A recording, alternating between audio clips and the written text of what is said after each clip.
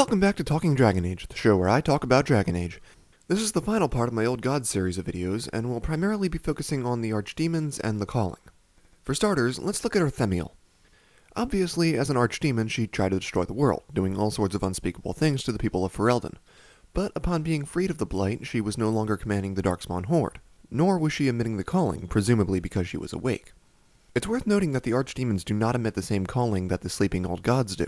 When tainted, the Archdemon joins the Darkspawn hive mind, and, being of such immense intelligence, sends out orders through the taint.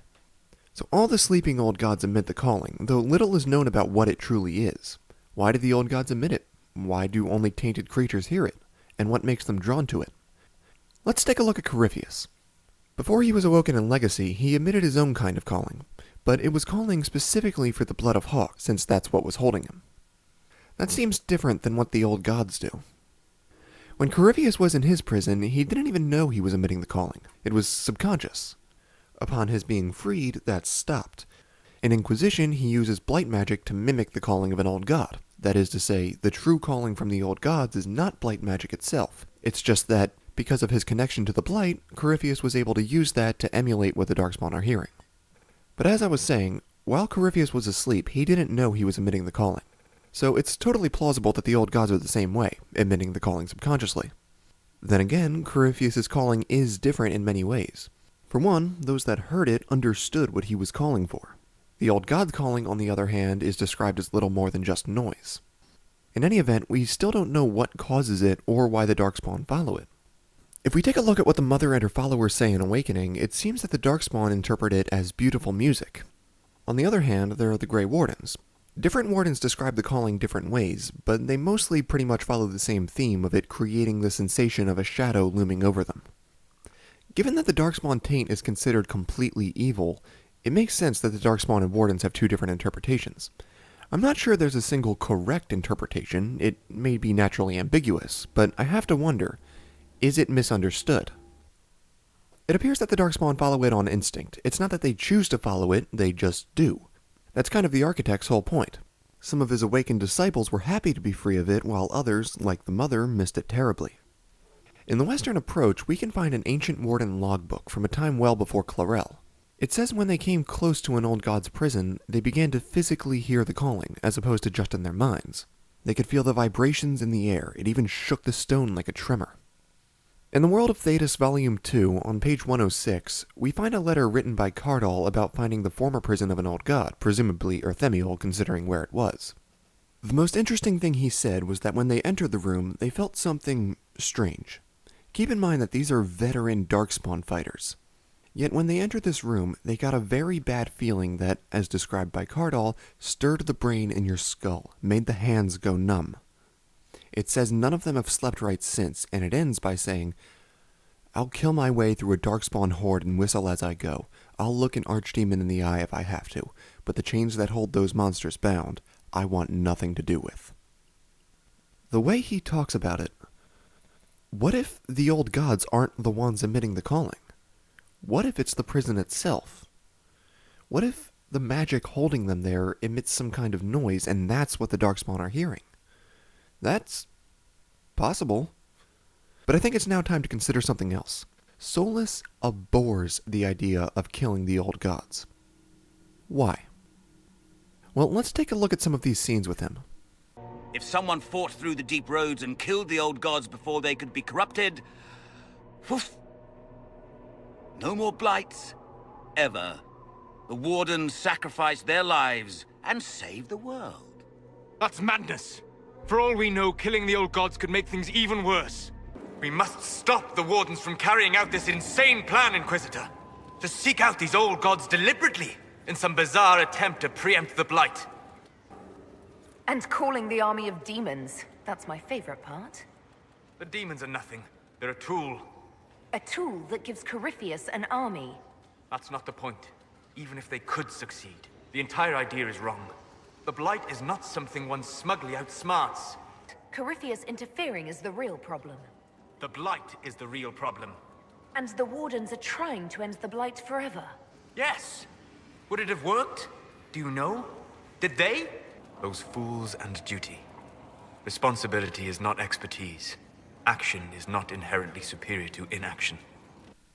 Although it definitely seems like he's speaking from experience with that last bit, it's not necessarily about the old gods. He could be saying that about any number of things.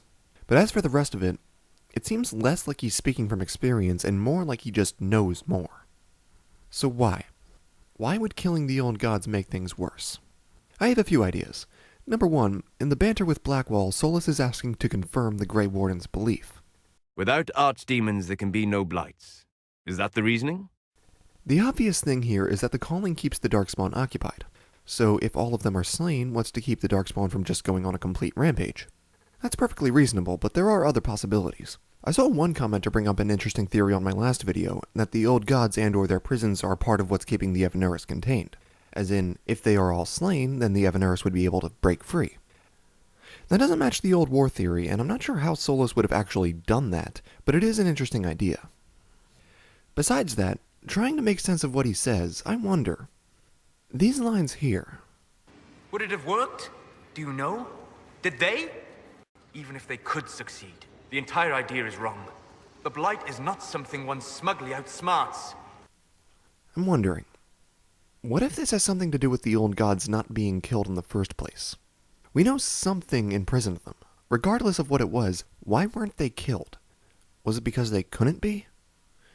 Solas, through all of Inquisition, preaches that the Blight is a problem, but killing the old gods is not the solution. The Blight is the real problem. And the Wardens are trying to end the Blight forever. Yes. Would it have worked? Do you know? Did they? That's madness. For all we know, killing the old gods could make things even worse. Now, this is a rather out there theory, but what if an old god's soul could somehow be used to cure the Blight? The existence of Archdemons proves that they are not immune on their own, so something else would need to be done, but these are creatures of immense power that are tied to the Blight in some way. Especially Fen'Harel, who became an Archdemon but was then freed. Enchanter Fiona was cured of the Blight after giving birth to Alistair, the son of King Merrick, who carried the blood of a great dragon because his ancestor had consorted with Yavanna, another daughter of Flemeth, both of whom Merrick eventually worked with himself. Let's also remember that Flemeth herself wanted Fen'Harel's soul from the very start. That's why she sent Morrigan with the Warden. I think she and Solas have ultimately different goals, but they both seem interested in preserving the old gods. So, with Flemeth wanting to preserve Fen'Harel, and either her or her daughter giving Calenhad the blood of a great dragon, which eventually passed to Merrick, who impregnated Fiona, who was then cured of the Blight, something's up here.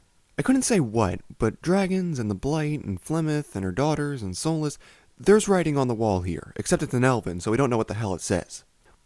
Shiven. 'Tis all I can translate.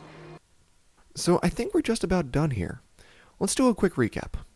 In my Old Gods History episode, I went over the theory that the Old Gods fought the ancient elves before the Evanuris were in power. The elves then sealed their hibernating bodies deep within the bodies of titans.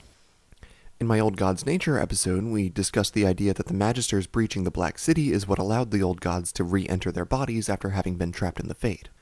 That's when the calling started, and when they stopped appearing in their worshippers' dreams. The main theory today is that it's not the old gods themselves that emit the calling, but their prisons. This may explain the odd sensation that spooked even the Legion of the Dead, and what the Wardens described as they got close to one below the western approach. It could also explain why only tainted creatures can hear the calling, if the other theories here are correct as well. As in, if the Evanuris are the ones that built their prisons, and the Evanuris are now in the Black City, then it makes sense that the reason only tainted creatures can hear the noise the prisons create is because the ones who created them and set the wards are now in the Black City. Finally, we also discussed a few possibilities as to why Solas was so upset about killing the old gods, the most notable of which being that they may hold the secret to curing the Blight. These are probably the most tinfoily videos I've ever made, and that's saying a lot. With that said, let me know what you all think of these theories in the comments. Thank you all so much for watching, and remember, Tala Nadas.